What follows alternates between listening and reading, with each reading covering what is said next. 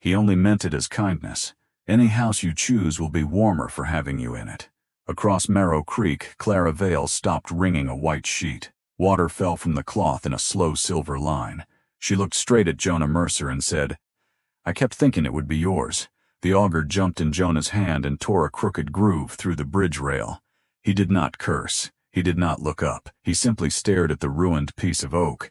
Because wood was easier to mend than the answer he had just given her by saying nothing. The afternoon had been heavy even before that. Heat lay over Ash Hollow like a wool blanket left too close to the stove. Cicadas rasped in the sycamores. Dust clung to the weeds along the road. Marrow Creek had shrunk to a clear ribbon between flat stones, shallow enough for a child to cross without wetting a knee.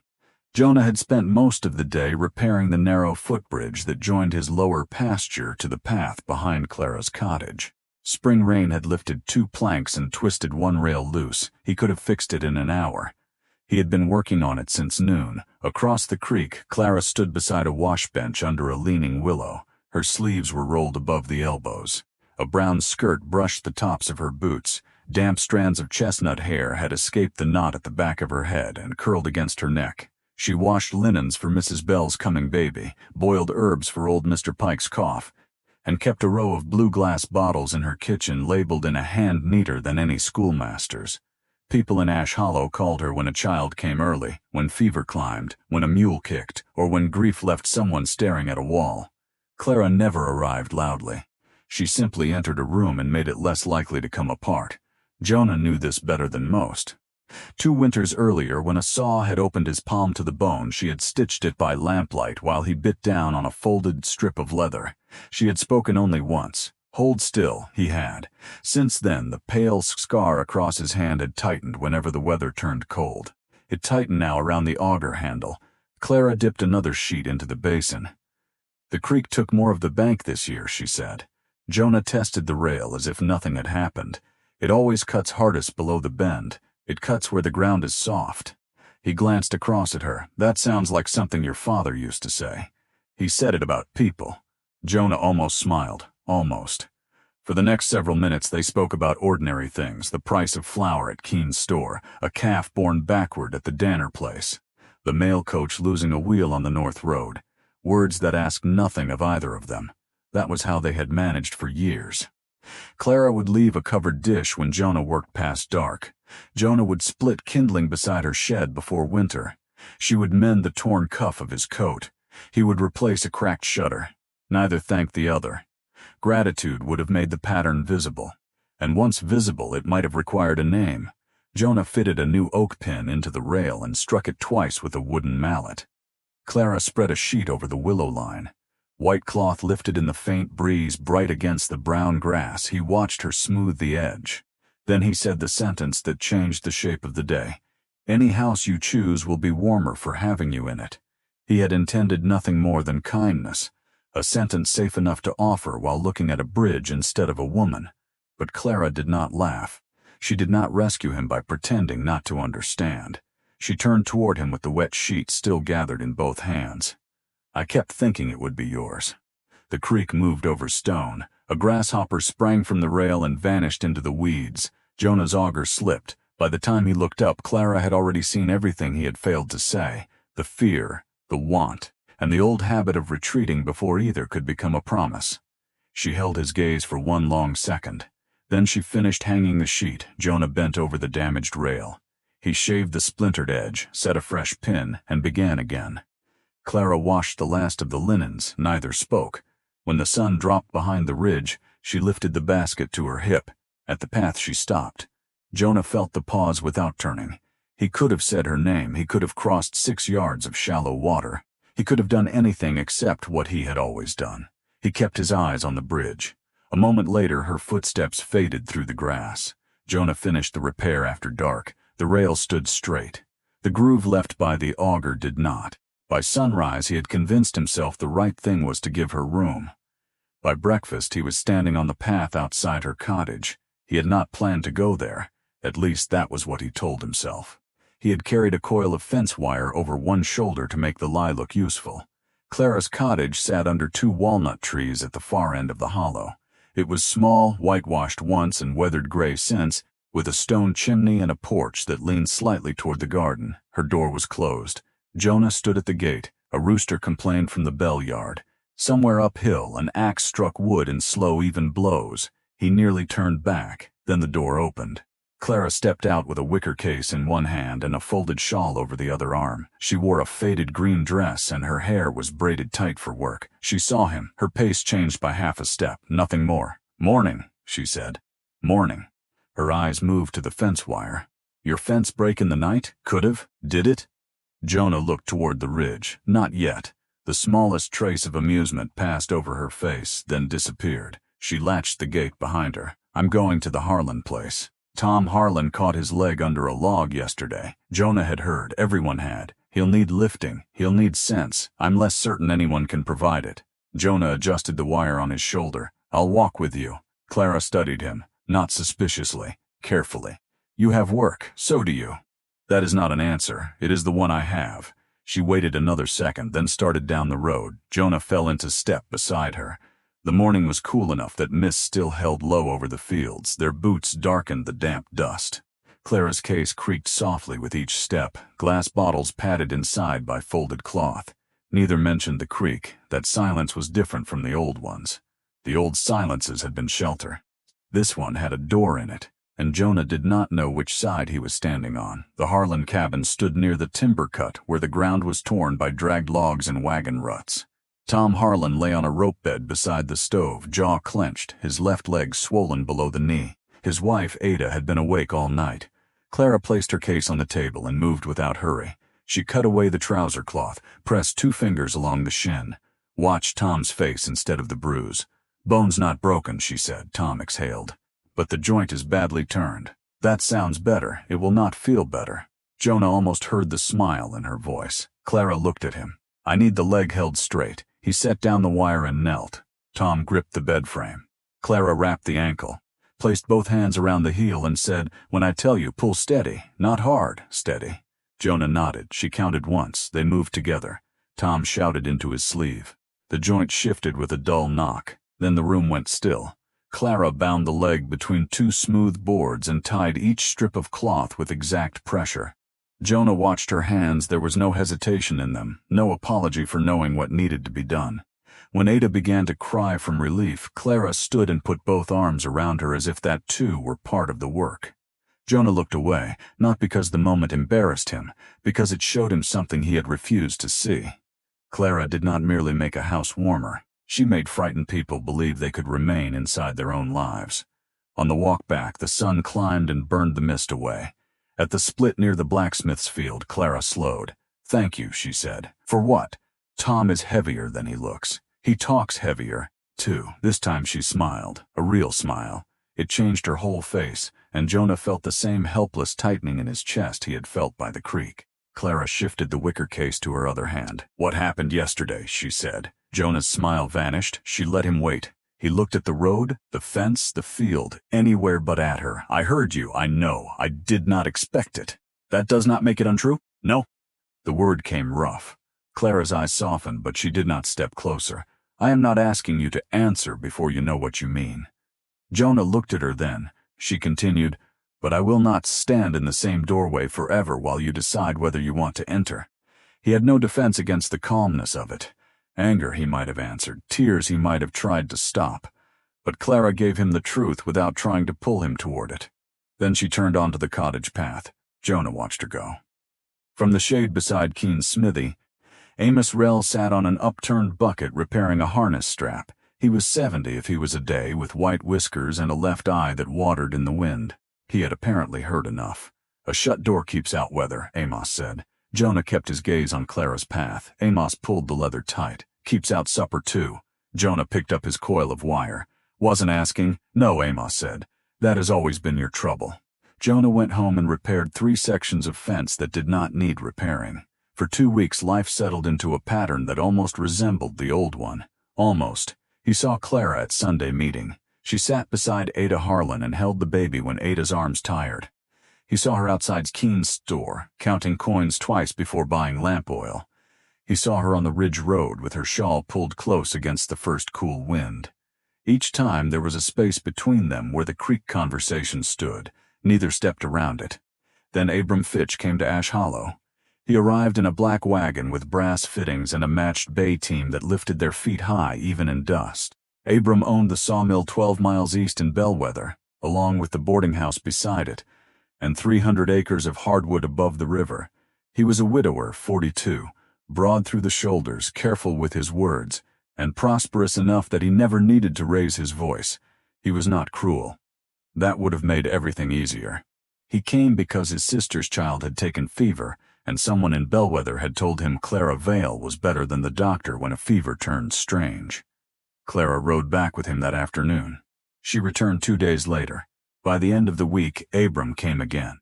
This time no one was ill. Jonah saw him outside Clara's gate holding his hat in both hands. Clara stood on the porch. They spoke for nearly half an hour. Jonah was on the far side of the creek replacing a hinge on the feed shed. He drove the same screw so deep the head split the plank. The next morning, Keene told him what everyone else already knew. Abram had offered Clara a position managing the mill boarding house, good wages, her own rooms, money enough to buy medicines without counting coins, and, after a respectable interval, the possibility of marriage. Keene said the last part quietly. Jonah heard it louder than the mill whistle in Bellwether. He barely knows her, Jonah said. Keene stacked tins on a shelf. Some men do not require 10 years to know what they want. Jonah's jaw tightened. Keene did not look at him. Abram lost a wife, he said. He understands a quiet house. Jonah left without buying the nails he had come for. He found Clara in her garden cutting late sage. The afternoon had turned cold. Gray clouds pressed low over the ridge. The herbs smelled sharp where her knife opened the stems. She did not look surprised to see him. You heard? Yes. She tied the sage with twine. What did you tell him? That I would consider it. The answer hit harder than refusal would have. Jonah stepped through the gate. You would leave Ash Hollow? I might, for a boarding house. For work that pays every month. Rooms that do not leak. A town with a doctor who will let me use his shelves instead of hiding bottles under my bed. You have people here. I have people who need me here. That is the same thing. No. She looked up. It is not. The wind lifted dry leaves along the fence. Jonah saw then how tired she was. Not weak, not uncertain, tired of being useful everywhere and secure nowhere. The porch roof had been patched with flattened flour tins. One shutter hung from a single hinge. The garden fence leaned because Jonah had kept meaning to fix it and had never made the time. Clara rested the knife against the basket. Abram offered me a place in the world that does not depend on everyone's emergency. And marriage? Her expression changed slightly. He said he would not press me. He said companionship could grow where there is respect. Jonah tasted something bitter. Do you respect him? Yes. Do you love him? Clara's eyes held his. That question belongs to a man willing to answer his own. Jonah looked away first. Clara returned to the sage. She cut 3 stems, 4, 5. How soon? He asked. Before the mountain road freezes. How long? 3 weeks, perhaps. The world did not move. That was the cruelty of it. A crow crossed the field. A wagon rattled somewhere beyond the ridge. The creek kept sliding over stone. 3 weeks. Jonah had spent years believing time was something quiet people possessed in abundance. Now it had a number. Clara bent to lift the basket. Jonah reached for it. She let him take the weight. Inside the cottage, 2 wooden crates stood near the wall. One held folded dresses. The other held her bottles, each wrapped in newspaper. Jonah stared at them. You started packing. I started choosing. There was no accusation in her voice. That made it worse. He set the basket on the table. The room smelled of dried mint, lamp smoke, and bread baked that morning. A patched quilt covered the bed. A row of medical notes sat tied with blue ribbon beside the window. Jonah had been inside that room many times. He had never noticed how little of it belonged to comfort. Clara picked up a stack of linens. Those go in the smaller crate. He took them from her. For the next hour they packed. No argument. No plea. Wood creaked under their hands. Glass clicked softly inside cloth. Clara folded each item as if order could keep feeling from spilling through the room. Jonah carried a box to the porch. When he returned, she was holding a small carved horse. He recognized it. He had made it from walnut 8 years earlier for her nephew who died before he was old enough to play with it. Clara wrapped it in a square of linen. You kept that, yes. Jonah wanted to ask why. He already knew. At dusk, the last crate sat beside the door. Clara rubbed her thumb over a splinter in the lid. Jonah stood in the middle of the room with nothing left to carry. Will you tell me before you go? You will see the wagon.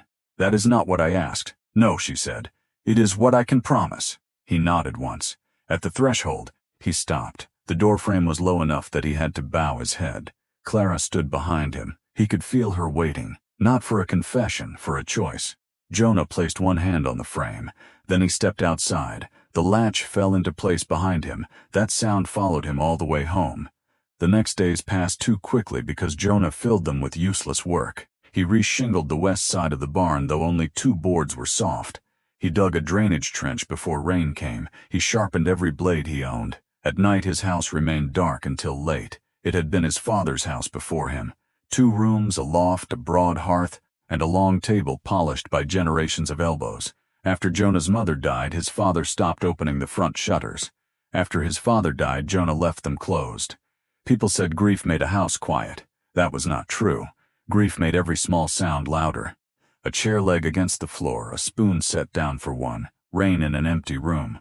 Years earlier, Jonah had planned to marry a girl named Ruth Ellison. She died of lung fever in 11 days. Afterward, he had decided wanting was a kind of debt.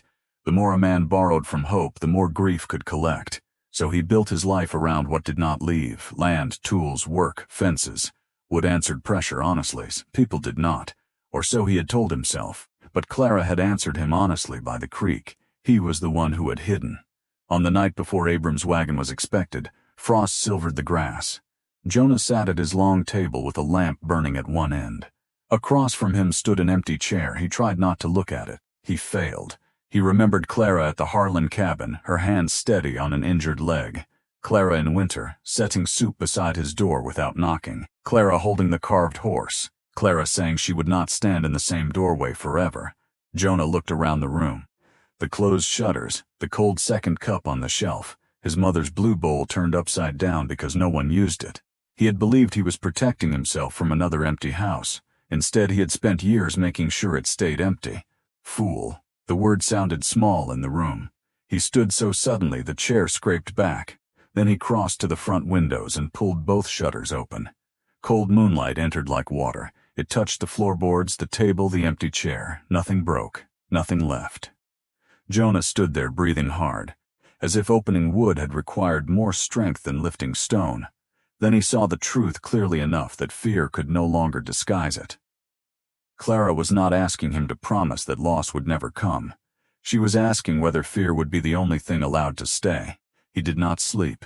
Before dawn he washed, shaved, and put on the dark coat he wore only to funerals and weddings. Halfway to Clara's cottage, he took it off and carried it over his arm. It made him feel like a man pretending to be braver than he was.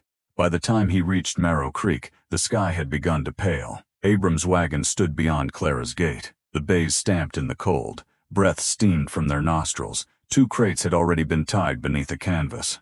Clara stood on the porch in her green dress and brown traveling cloak. Her wicker medicine case rested at her feet. Abram checked the rear strap, then looked up as Jonah approached. No anger crossed his face, only understanding.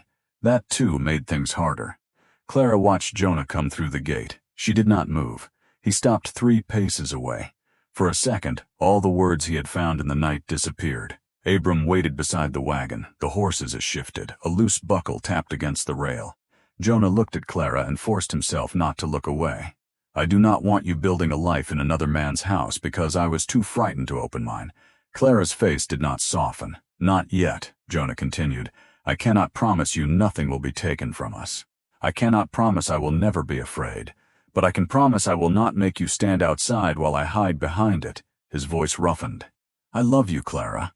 The words felt less like falling than stepping onto ground he had refused to trust. "I have loved you in every meal I failed to thank you for. Every board I repaired and pretended was only a board. Every morning I looked toward your chimney before I looked at the weather." Clara's eyes shone, but she did not rescue him. Jonah took one breath. "If you go, I will not say you chose wrong. Abram can give you steadiness I should have offered years ago." Abram lowered his gaze. "But if there is still any part of you waiting for me," Jonah swallowed. "I am here now." The yard held still. Clara looked past him toward the road, then toward the creek, then back at the cottage. Her hand closed around the handle of the medicine case. Abram spoke gently. "Miss Vale, the offer stands. No shame in either answer." Clara nodded once. She lifted the case. Jonah's chest tightened. Then she carried it past him and set it on the porch. "Not in the wagon." Abram exhaled through his nose. He gave Clara a short bow. "To be honest," he said, "I had hoped Mr. Mercer was merely slow, not senseless." A surprised laugh escaped her. Even Jonah almost smiled. Abram climbed onto the wagon seat. He gathered the reins, then looked down at Clara. "If you ever need the work, write to Bellwether." "I will." He looked at Jonah. "Do not make me come back for the same reason." Then he clicked to the horses. The wagon rolled through the gate and turned east. They watched until the black canvas disappeared beyond the rise. When the sound of wheels faded, Jonah and Clara stood alone in the frosted yard. He wanted to reach for her. He did not. Clara looked at his coat folded over one arm. "You wore funeral clothes. I was not certain how this would end. That is not flattering." "No." She looked at the cottage door, then at him. "What happens now?" Jonah had rehearsed no answer beyond keeping her from leaving. He chose honesty. "I do not know." Clara nodded slowly. "Good." He frowned. "I would worry if you had planned the whole life without asking me." A breath left him that was almost a laugh. She stepped closer, not into his arms, close enough that he could see the faint freckle beside her left eye. "Open your house," she said. Jonah listened. She meant the shutters, the rooms, the years he had boarded shut. "I did." "When?" "Last night." "Both windows?" A small smile touched her mouth. "Then we can begin there." She picked up the medicine case and walked toward the cottage door. At the threshold, she looked back. Jonah stood by the gate. Old habit held him for one heartbeat. Then he crossed the yard. Clara left the door open. He stepped through. Nothing changed all at once. That was how Jonah learned the difference between a declaration and a life. A declaration could happen before breakfast. A life had to be built in inches. He began by fixing Clara's garden fence, not because it was romantic, because the goats had eaten half her winter cabbage. She began by opening the shutters in Jonah's house every morning she visited, not because he asked, because light was free and she had little patience for waste. They argued over practical things. Jonah stored nails in coffee tins without labels. Clara believed unlabeled medicine was a sin, and unlabeled nails were evidence of the same moral weakness. He said her kitchen shelf could not hold another jar. She proved him wrong by building a second shelf herself, crooked by half an inch. Jonah did not correct it. That was how Clara knew he loved her. By Christmas they had settled on a plan. Not her cottage, not his house, both. Jonah would add 2 rooms to his place and cut a door from the back wall toward the creek. Clara would keep the cottage as a treatment room for women who needed privacy and families who could not pay. They married in March under bare dogwood branches while snow lingered in the shaded ditches. Amos Rell stood beside Keene's smithy afterward and told anyone listening that Jonah had finally discovered hinges worked both directions. Years moved. The creek flooded twice. The sawmill in Bellwether burned and was rebuilt. Ada Harlan had 3 more children, each delivered by Clara. Jonah's hair grayed first at the temples. Clara's hands grew stronger, then stiffer in winter. The carved horse stayed on a shelf in their kitchen until a little girl named Ruth pulled it down and carried it everywhere by one wooden leg. A boy named Samuel arrived 2 years later and broke that leg against the hearth. Jonah repaired it with a brass pin. The groove in the footbridge rail remained. He had meant to replace the damaged oak after the confession by the creek. Clara would not let him. "It proves you can miss," she said. "I have never denied it. You denied it for years." So the scar stayed in the wood. One autumn evening, long after the children had grown tall enough to race from the cottage to the house without falling, Jonah stood on the bridge tightening a loose board. Clara came down the path carrying a basket of late apples. Ruth and Samuel ran ahead of her, shouting over who had reached the far bank first. The hills were red and gold. Wood smoke settled low in the hollow. The creek carried leaves beneath the bridge one by one. Clara rested the basket on the rail. Her fingers found the old crooked groove. "You once told me any house I chose would be warmer for having me in it." Jonah set down the wrench. "I remember. You were trying not to say what you meant. I remember that too." She looked toward their house, beyond the pasture. 2 front shutters stood open. Lamplight glowed in both windows. From the back door a narrow path ran straight to the bridge and on to the cottage where a young mother waited for Clara's help. Jonah followed her gaze. "I was wrong," he said. Clara turned to him. "About what?" "Home was never a house you chose." He looked at the bridge, the path, the 2 buildings joined by years of footsteps. "It was what happened when you stopped making someone wait outside." Clara's eyes held his. Then she placed 1 apple in his hand and called the children in, before the light failed. Jonah remained on the bridge for a moment. The creek moved beneath him, quiet and cold. On one bank stood the house he had once kept closed. On the other stood the cottage Clara had refused to abandon. Between them the bridge bore a crooked scar where fear had once taken his hand. He ran his thumb across it, then he followed his family toward the open door. He had spent half his life believing love was the thing most likely to leave. In the end, it was the thing that taught him how to stay.